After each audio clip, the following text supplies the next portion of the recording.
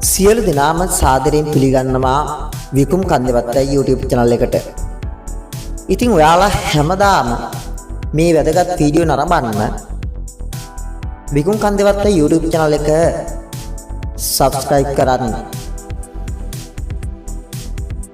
ලෝක ශාසන ඉතිහාසය දිහා බලපුවාම විවිධ කාලවකවානු වල දුස්සීල භික්ෂුන් ශාසනය ඉඳලා තියෙනවා.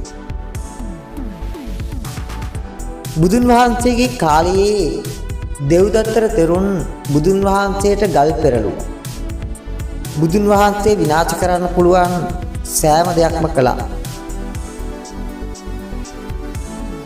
ලංකා ඉතිහාසයේ භික්ෂු ශාසනය ආරම්භ වෙන්නේ දේවානම්පියතිස්ස රජතුමාගේ කාලේ. අරිට්ඨ භික්ෂුව තමයි ලංකාවේ පළවෙනි භික්ෂුව.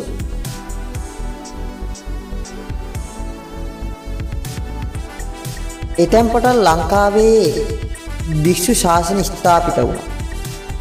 අනුරාධපුරය, දඹදෙණිය, කෝට්ටේ වගේ යුගවලදී භික්ෂු සමාජයෙන් මහ ජනතාවට ඉටුණු සේවය අසීමිතයි. මහසිංහ වගේ රාජ්‍ය පාලන අවධිවල රාජ්‍ය පාලකයාව නොමග යවන සංඝමිත්‍ර වගේ භික්ෂුන් වහන්සේලා වැඩ වාසය කරලා තියෙනවා. වර්තමානයේ වෙනකොටත් දේශපාලන වාසි මුල් කරගෙන දේශපාලකයන් පසුපස යන චීවරධාරීන් ඕනෑතරම් අපි දැකලා තියෙනවා. මම මුලින්ම හිතන් හිටියේ රාජාංගනේ හාමුදුරුවෝ කියන්නේ පිස්සෙක් කියලා. මොකද ඒ හාමුදුරුවෝ ටිකක් ආවේගශීලී.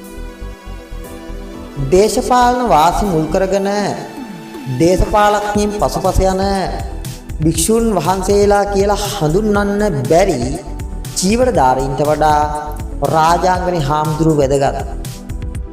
අයුක්තියට අසාධාරණයට එරෙහිව කෑ ගහන රාජාංගනේ හාමුදුරුවන්ට තියෙන්නේ කුණුහරුප කටක්. හැබැයි පුද්ගලික වාසි මත යැපෙන චීවරධාරීන්ට වඩා මේ හාමුදුරුවෝ රටට සේවයක් කරනවා.